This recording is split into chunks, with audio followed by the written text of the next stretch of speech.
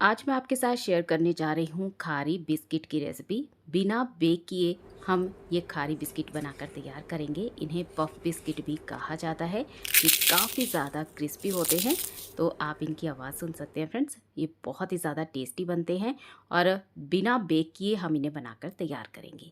चाय के साथ आप इन्हें खा सकते हैं, सफ़र में लेकर जा सकते हैं और आप इसे पूरे 2 महीने के लिए स्टोर करके भी रख सकते हैं।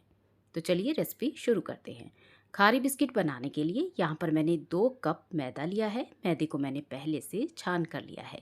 अब हम इसमें आधा चम्मच नमक ऐड करेंगे और आधा चम्मच हम इसमें जीरा डाल देंगे। और इसके बाद यहाँ पर मैंने 3 से 4 बड़े चम्मच घी को मेल्ट करके ले लिया है। ये हम इसमें डाल देंगे। आटे में घी डालने से खारी बिस्किट काफ़ी ज़्यादा खस्ता बनेंगे। अब हम घी डालकर मैदे में अच्छे से मिक्स कर लेंगे ताकि मैदे के हर कण में घी अच्छे से लग जाए। यानी कि हम यहाँ पर घी का मोइन लगा रहे हैं। आप चाहें तो यहाँ पर घी की जगह पे ऑयल भी इसमें डाल सकते हैं। जब मैदे में घी अच्छे से मिक्स हो जाए तब हम देखिए आटे की इस तरह से मुट्ठी बांध कर देखेंगे। आटा इकट्ठा हो रहा है, इसका मतलब हमने सही मोइन इसमें डाल दिया है। अब हम थोड़ा थोड़ा पानी डालकर इसका आटा लगाकर तैयार करेंगे। जिस तरह से हम चपाती के लिए आटा लगाते हैं, बिल्कुल सॉफ्ट आटा हमें यहाँ पर लगाकर तैयार करना है। तो पानी को थोड़ा थोड़ा करके ही ऐड कीजिएगा, एकदम से ज़्यादा पानी नहीं डालना है। अच्छा दोस्तों, अगर आप इस रेसिपी को विंटर में बना रहे हैं यानी कि सर्दियों में बना रहे हैं तो आप इस पानी को हल्का सा गर्म करके भी ले सकते हैं। लेकिन अभी गर्मी का ही मौसम है तो यहाँ पर मैंने नॉर्मल पानी ही लिया है। अब हम आटे को देखिए लगाने के बाद इस तरह से गूंथेंगे ताकि आटा सॉफ्ट हो जाए। आटे को जितना आप अच्छे से गूंथेंगे खारी बिस्किट उतने ही ज़्यादा अच्छे बनेंगे। तो चलिए, यहाँ पर आटा हमने लगाकर तैयार कर लिया है और हमने एकदम सॉफ्ट सा आटा लगाकर तैयार किया है। अब हम इसे ढककर 10 मिनट के लिए रेस्ट के लिए रखेंगे ताकि आटा बढ़िया सा फूल कर सेट हो जाए। तो ढक्कन से कवर कर देते हैं, तब तक हम बाकी की तैयारी करेंगे। तो यहाँ पर मैंने एक कटोरी के अंदर 2 से 3 बड़े चम्मच घी को मेल्ट करके ले लिया है। अब हम इसमें 2 चम्मच मैदा ऐड करेंगे और 3 चम्मच हम इसमें कॉर्नफ्लावर ऐड करेंगे। कॉर्नफ्लावर ना हो तो आप उसकी जगह पे अरारोट भी ले सकते हैं। घी, मैदा और कॉर्नफ्लावर का हम यहाँ पर एक पेस्ट बनाकर तैयार कर रहे हैं। दोस्तों, इसे साटा कहते हैं। इस साटे का इस्तेमाल हम आगे रेसिपी में करेंगे। इसके इस्तेमाल से दोस्तों खारी बिस्किट में ढेर सारी परतें बनती हैं और खारी बिस्किट काफ़ी ज़्यादा क्रिस्पी बनते हैं। तो चलिए, हमने यहाँ पर इसे अच्छे से मिक्स कर लिया है और इसका देखिए इस तरह से पेस्ट तैयार हो गया है। तो इसे हम साइड में रख देते हैं और अब हम आटे को देख लेते हैं। तो यहाँ पर आटे को रखे हुए 10 मिनट हो गए हैं। एक बार फिर से इसे मसलते हुए इस तरह से चिकना कर लेंगे ताकि आटा अच्छा सॉफ्ट हो जाए। आटे को मैंने एक बार फिर से मसलते हुए देखिए चिकना कर लिया है। तो चलिए, अब हम आटे को इस तरह से चकले पर रखेंगे और अब हमें आटे में से लोइयाँ काटनी है। तो पहले यहाँ पर मैं 2 लोइयाँ इसकी इस तरह से काट रही हूँ और 2 लोइयों में से अभी हमें और लोइयाँ बनानी हैं दोस्तों। तो देखिए, एक लोई को मैंने इस तरह से रोल करके रख लिया है और इसमें से मैंने 3 लोइयाँ और बना ली हैं।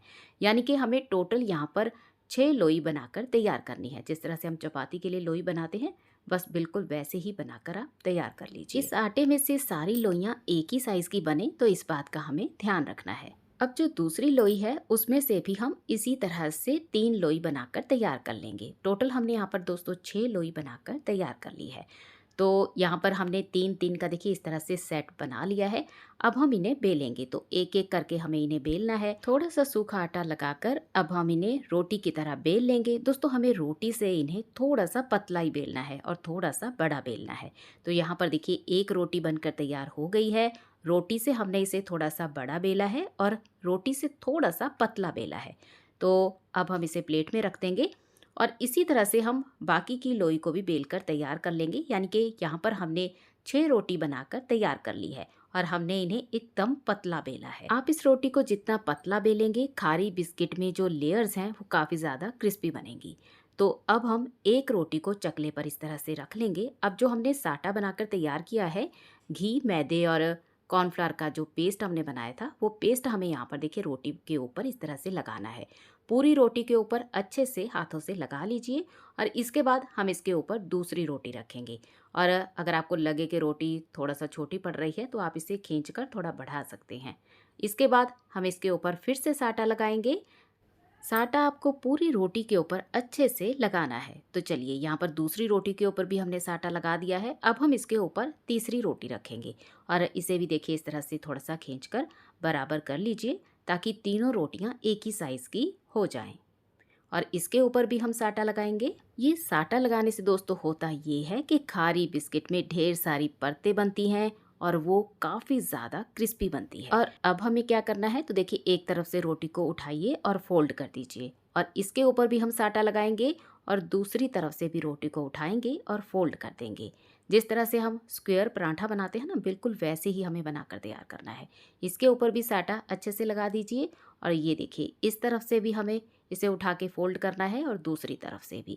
तो यहाँ पर हमारी एक शीट जो है वो बनकर तैयार हो गई। इसी तरह से यहाँ पर मैंने दूसरी शीट भी बनाकर तैयार कर ली है। तो एक शीट को हम ढक कर रख देंगे ताकि वो ड्राई ना हो जाए और एक शीट को मैंने चकले पर रख लिया है और अब हम इसे बेलेंगे। तो जिस तरह से हम चपाती बेलते हैं, चपाती थोड़ा सा पतली होती है, इसे हमें थोड़ा सा मोटा रखना है। तो देखिए इस तरह से मैंने इसे बेल लिया है और बस अब हम इसे काट लेंगे।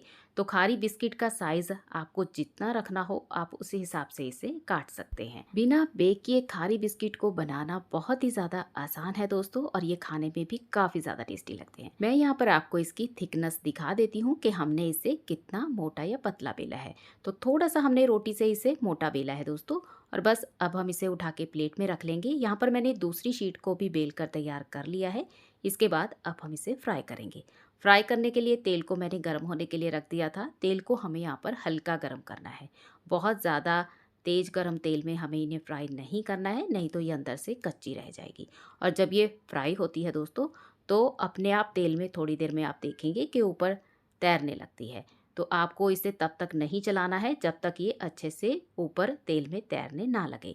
और जब ये ऊपर तेल में तैर कर आ जाए तब आपको इसे इस तरह से पलट देना है। और इसमें ढेर सारी परतें बनती हैं। जब अच्छा सा गोल्डन कलर आ जाए तो बस अब हम इसे तेल में से बाहर निकाल लेंगे। और ये देखिए बहुत ही बढ़िया खारी बिस्किट बनकर तैयार हो गए हैं दोस्तों।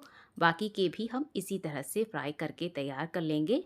और ये लीजिए, सिर्फ 2 कप मैदा से ढेर सारे खारी बिस्किट या फिर पफ बिस्किट बनकर तैयार हो गए हैं। मैं आपको एक बिस्किट तोड़कर दिखाती हूँ कि ये कितना ज़्यादा क्रिस्पी है। ढेर सारे क्रिस्पी पफ बिस्किट को आप गर्मा गर्म चाय के साथ खा सकते हैं, या फिर आप अगर इसे सफ़र में लेकर जाना चाहते हैं तो आप इसे सफ़र में भी लेकर जा सकते हैं। ये बिल्कुल ऐसे ही क्रिस्पी रहेंगे। आप इन्हें स्टोर करना चाहते हैं तो आप इन्हें किसी एयर टाइट कंटेनर में भरकर स्टोर कर लीजिए। ये बिल्कुल ऐसे ही क्रिस्पी बने रहेंगे। अगर आपको आज की रेसिपी पसंद आती है दोस्तों, तो वीडियो को लाइक शेयर करना बिल्कुल भी मत भूलिए। मिलते हैं एक नई रेसिपी के साथ। Thanks for watching.